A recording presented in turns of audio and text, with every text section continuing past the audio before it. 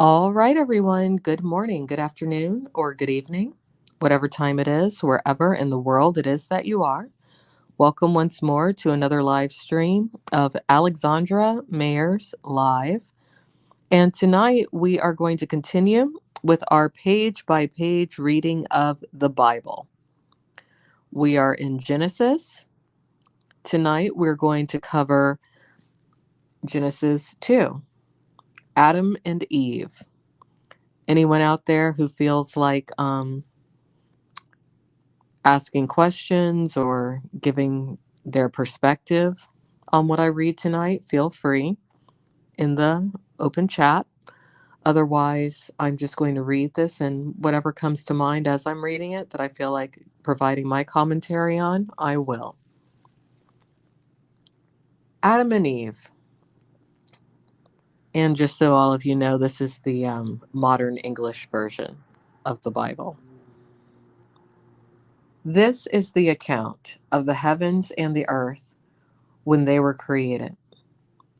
In the day that the Lord made the earth and the heavens, no shrub of the field was yet on the earth, and no plant of the field had yet sprouted, for the Lord God had not caused it to rain on the earth, and there was no man to cultivate the ground.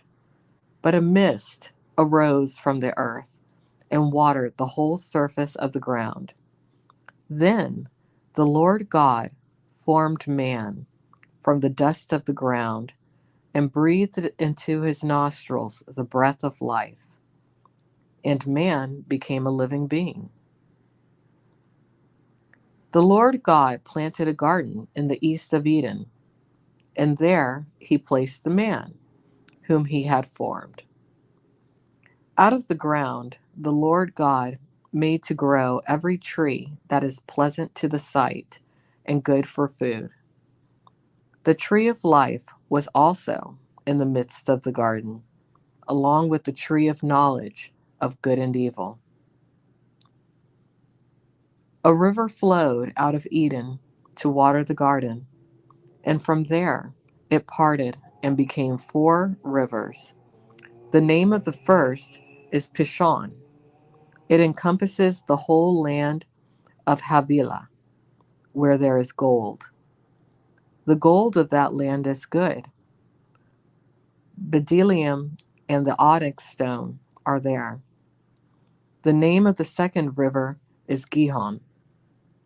It encompasses the whole land of Cush. The name of the third river is Tigris. It goes toward the east of Assyria. The fourth river is the Euphrates. The Lord God took the man and put him in the Garden of Eden to till it and keep it. The Lord God commanded the man, saying, "Of every tree in the garden you may freely eat, but of the tree of knowledge of good and evil you shall not eat.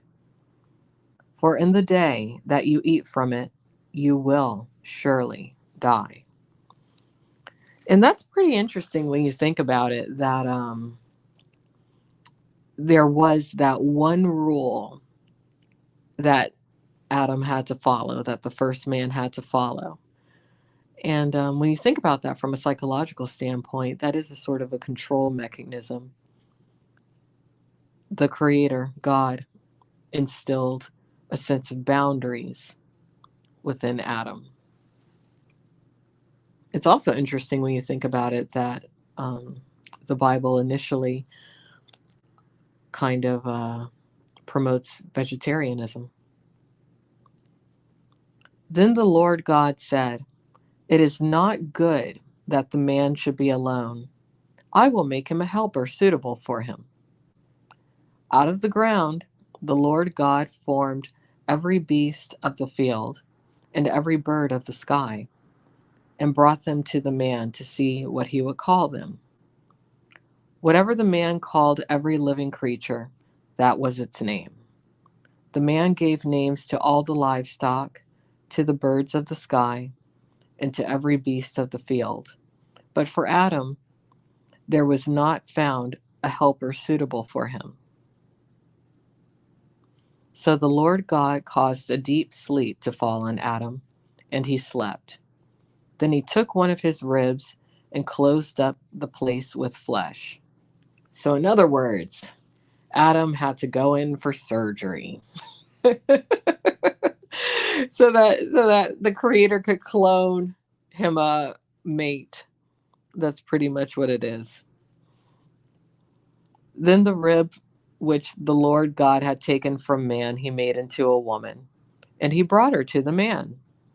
Then Adam said, "This is now bone of my bones and flesh of my flesh. She will be called woman, for she was taken out of man. Therefore, a man will leave his father and his mother and be joined to his wife, and they will become one flesh.